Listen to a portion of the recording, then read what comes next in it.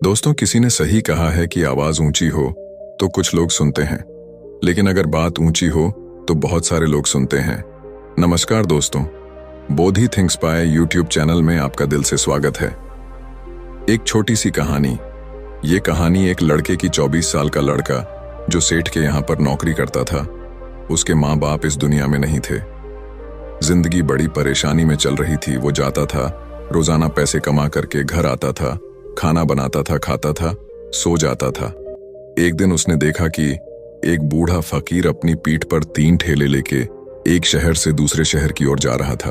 वह काफी बूढ़े भी थे और काफी देर से वह यूं ही सफर कर रहे थे और आखिरकार कुछ दूर और सफर करने के बाद वह चलते चलते थक कर एक पेड़ के नीचे बैठ गए।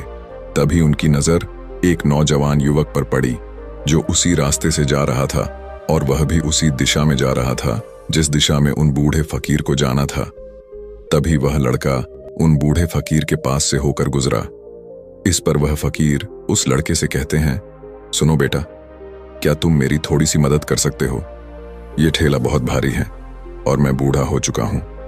मैं ज्यादा समय तक इनका बोझ नहीं उठा सकता और मैं बहुत थक भी चुका हूं। तो क्यों ना तुम मेरे एक ठेले को ले लो और मुझे उस दूसरे गांव तक पहुंचा दो। इसके बदले में मैं तुम्हें 3 स्वर्ण मुद्राएं दूंगा। वह लड़का उन फकीर की सारी बातें सुनता है और उन फकीर से कहता है, कोई बात नहीं बाबा, मैं आपकी मदद करने के लिए तैयार हूं। कहिए आपको कहां जाना है? ऐसा कहकर उस लड़के ने उन फकीर का एक ठेला उठा लिया और अपने कंधे पर ले लिया।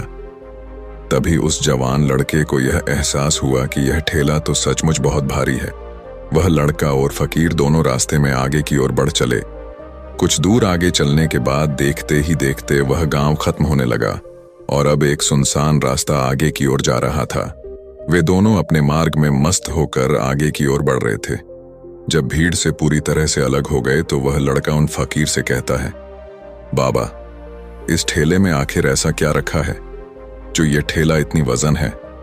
इस पर वह फकीर आदमी उस लड़के को जवाब देते हुए कहते हैं, कुछ नहीं बेटा, बस इसमें तांबे के कुछ सिक्के भरे हुए हैं, इसी कारण ये ठेले में बहुत वजन है।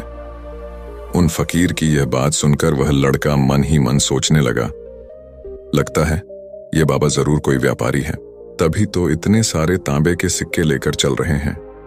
और फिर तभी उसके मन में एक ख्याल आया कि मुझे क्या करना है। मुझे तो खाली यह ठेला दूसरे गांव तक पहुंचा है, बस इतना ही। जैसे ही उसके मन में यह ख्याल आया, उसने तांबे के सिक्कों का वह ख्याल मन से निकाल दिया और अपनी धुन में मस्त होकर वह आगे की ओर चलने लगा। चलते चलते कुछ और समय बीता और वे दोनों एक नदी के किनारे जा पहुंचे।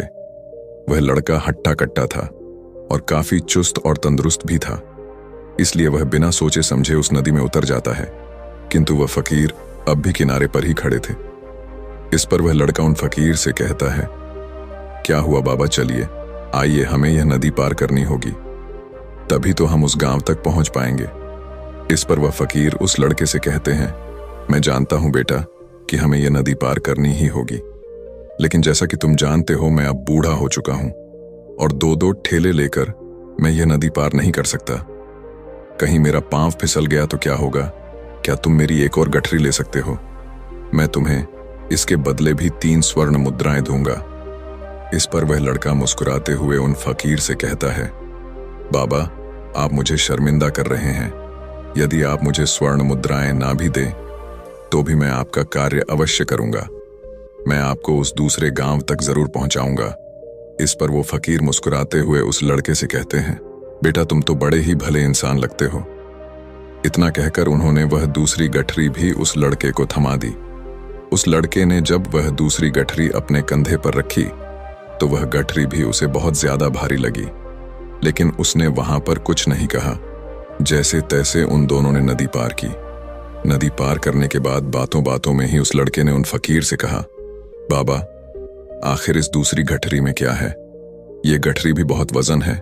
इस पर वह फकीर उस लड़के को जवाब देते हुए कहते हैं, बेटा, इसमें चांदी के सिक्के हैं, इसी कारण यह गठरी भी बहुत वजन है। उन फकीर की यह सारी बातें सुनकर अब उस लड़के का दिमाग तेजी से काम करने लगा था। वह यह सोच रहा था कि एक ठेले में तांबे के सिक्के हैं और दूसरी में चांदी के। ऐसा प्रतीत होता है मानो यह फकीर बाबा कहीं दूर से आ रहे हैं और उन्होंने अपनी सारी जमीन जायदाद बेचकर ये सारे सिक्के इकट्ठे किए हैं, तभी तो वह इतना धन लेकर चल रहे हैं। लेकिन वह लड़का उन फकीर से कुछ नहीं कहता और वे दोनों चुपचाप मार्ग में आगे की ओर बढ़ते चले जाते हैं। कुछ दूर आगे बढ़ने के बाद एक बार फिर एक सुनसान राह आती है। उस सुनसान रास्ते को देखते ही उस लड़के के मन में तरह तरह के विचार उत्पन्न होने लगे।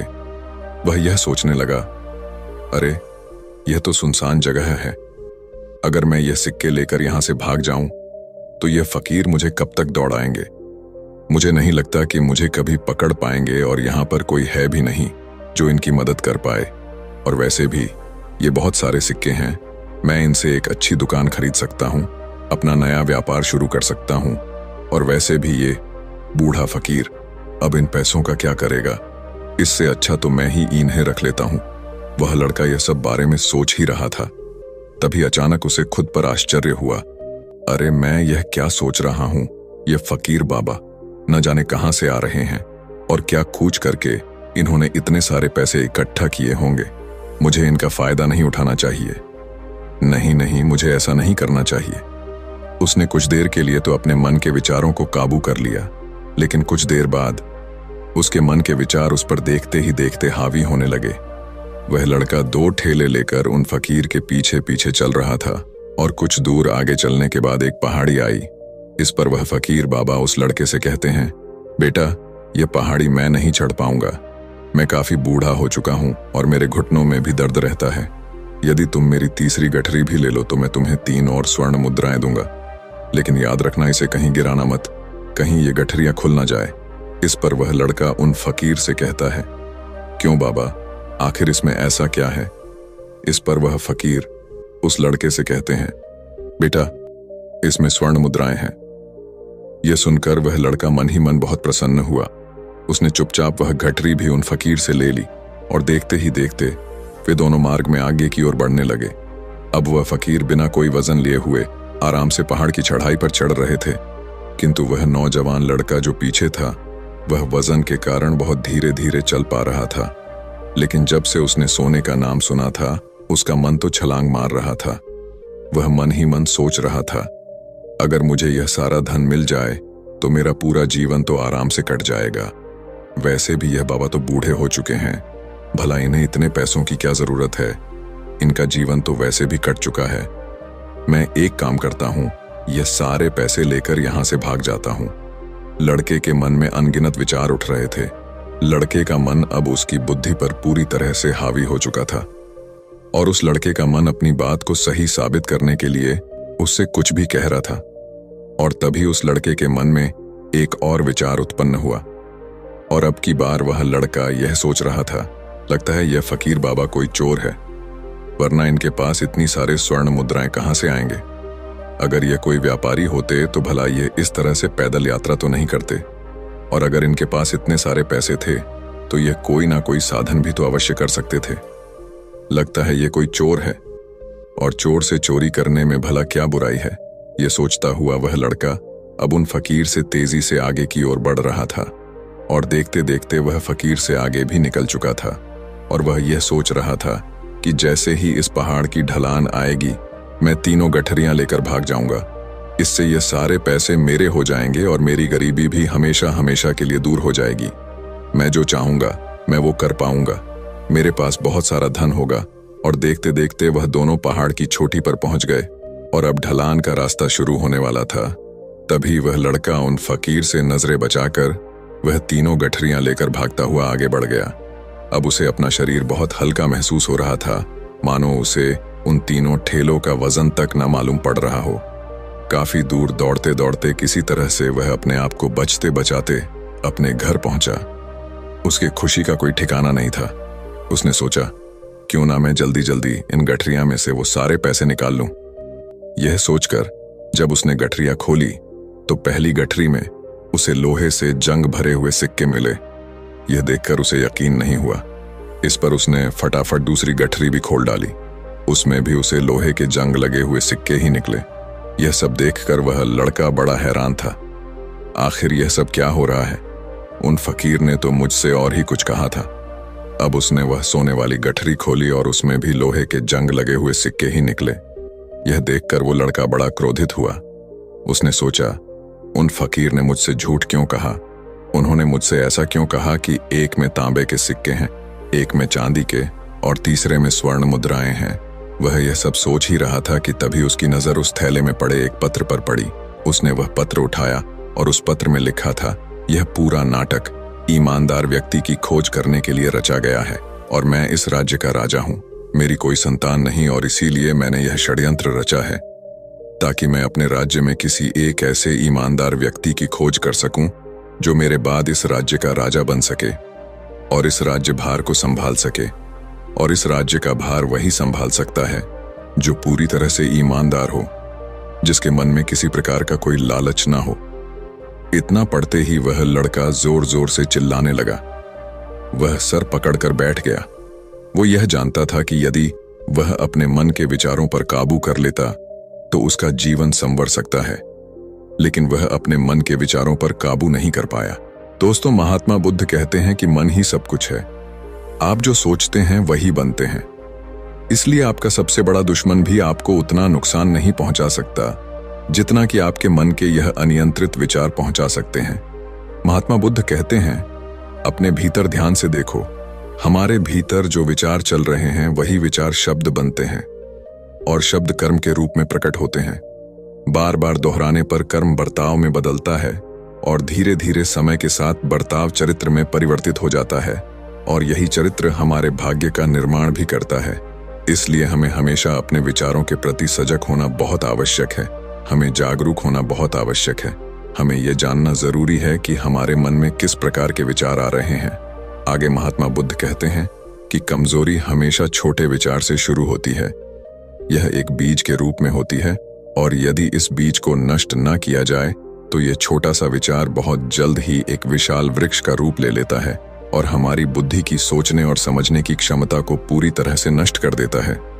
जिस प्रकार आपने इस कहानी में देखा किस प्रकार उस जवान लड़के का मन उस पर हावी हो चुका था और उसकी सही और गलत सोचने की क्षमता पूरी तरह से नष्ट हो चुकी थी, जिस कारण वह यह समझ नहीं पाया कि उसे क्या करना चाहिए और उसके लालच ने उसके भीतर इतनी ऊर्जा भर दी कि वह तीनों ठेले उठाकर इतनी तेजी से वहां से भागता आगे भी बढ़ गया। इसीलिए जब आपके मन में पहली बार कोई गलत विचार उत्पन्न हो तभी उसे जड़ से उखाड़ देना चाहिए, अन्यथा वह विशाल वृक्ष का रूप लेगा और आपको किसी न किसी गलत राह पर वह ढकेल ही देगा। आप चाहकर भी उसे रोक नहीं पाएंगे। लेकिन अब आपके मन में यह प्रश्न उठ रहा होगा कि हम भला अपने मन के विचारों को कैसे नियंत्रित करें। हमारा मन तो इतना चंचल है, वह इतना शक्तिशाली है कि वह हम पर हावी हो ही जाता है। हम चाहकर भी उस पर नियंत्रण नहीं कर पाते।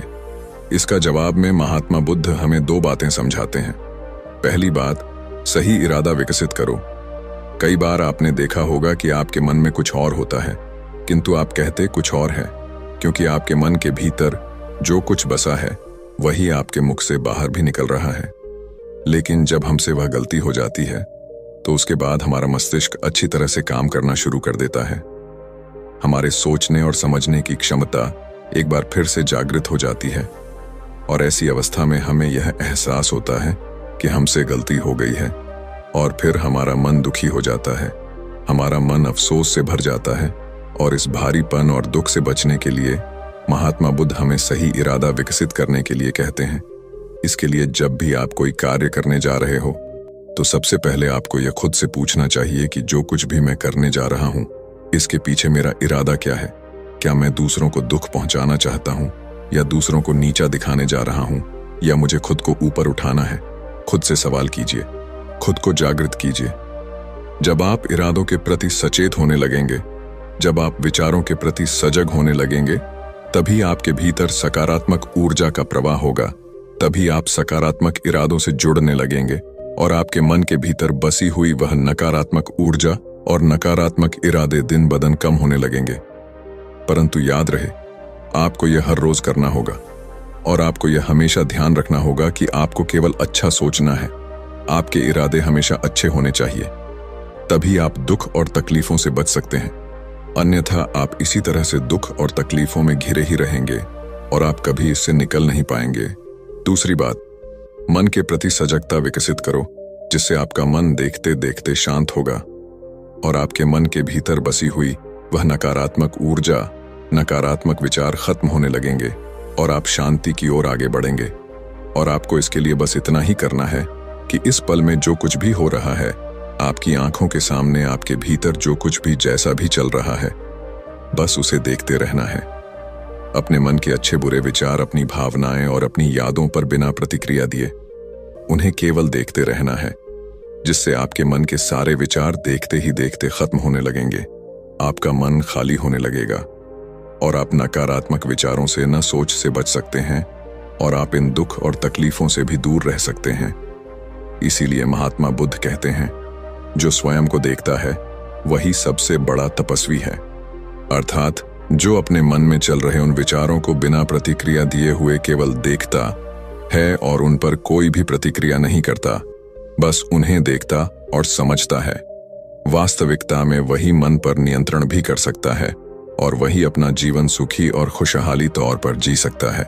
इसलिए यदि आप भी अपने जीवन को सुखी और खुशहाल बनाना चाहते हैं तो आपको सबसे पहले अपने मन पर नियंत्रण साधना ही होगा, अपने मन को खाली करना ही होगा, अपने मन के विचारों के प्रति आपको सजग होना ही होगा। दोस्तों, उम्मीद है कि आपने आज की इस वीडियो से जरूर कुछ ना कुछ सीखा होगा, तो इस वीडियो को लाइक और अपने दोस्तों के साथ शेयर भी जरूर कीजिएगा और हमें ऐसे ही सपोर्ट करने के लिए चैनल को सब्सक्राइब और घंटी बटन को जरूर दबा दीजिएगा। चलिए मिलते हैं फिर अगली वीडियो में, तब तक के लिए अपना ख्याल रखें। धन्यवाद और नमो बुद्धाय।